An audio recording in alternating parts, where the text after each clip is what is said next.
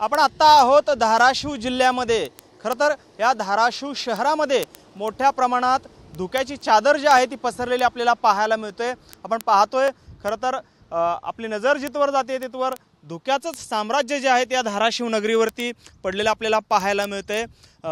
खरं तर अतिशय आल्हाददायक वातावरण जे आहे ते धाराशिव शहरामध्ये झालेलं आपल्याला पाहायला मिळते।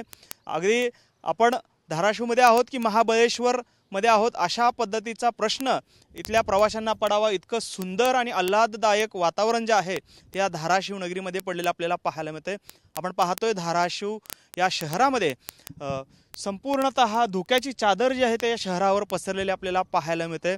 खरं तर सध्या पावसाळ्याचे दिवस सुरू आहेत, मात्र असं असलं तरी हलक्या स्वरूपाचा पाऊस जो आहे तो बरसतोय, तर दुसरीकडे ही धुक्याची चादर जी आहे त्या संपूर्ण धाराशिव शहरावर पसरलेली आपल्याला पाहायला मिळते। आपण पाहतोय आपण आता आहोत धुळे सोलापूर राष्ट्रीय महामार्गावरती आणि या ठिकाणी दृश्यमानता जी आहे ती देखील कमी झालेली आहे। ओएसिस फर्टिलिटीच्या तज्ञांनी IVF उपचार पद्धतीद्वारे 1 लाखांहून अधिक जोडप्यांना मातृत्व प्राप्तीचा आनंद दिला आहे।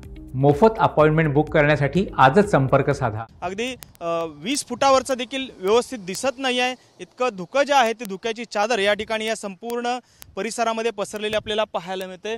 त्यामुळे अतिशय उत्साहपूर्ण आणि आल्हाददायक असं वातावरण जे आहे ते या ठिकाणी निसर्गाच्या या सगळ्या कमाल जे आहेत या ठिकाणी निर्माण झालेली आहे। आपण या संपूर्ण परिस्थितीचा आढावा जो आहे तो घेतो आणि अतिशय नयनरम्य असं हे चित्र जे आहे ते या ठिकाणी धाराशिव नगरीमध्ये झालेलं आपल्याला पाहायला मिळतंय।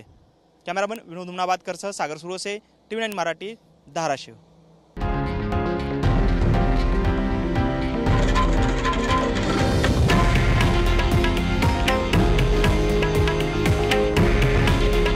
हे आहे देशातील नंबर 1 न्यूज नेटवर्क आणि आपण पाहत आहात TV9 मराठी। काळजी तुमची, हित महाराष्ट्राचं।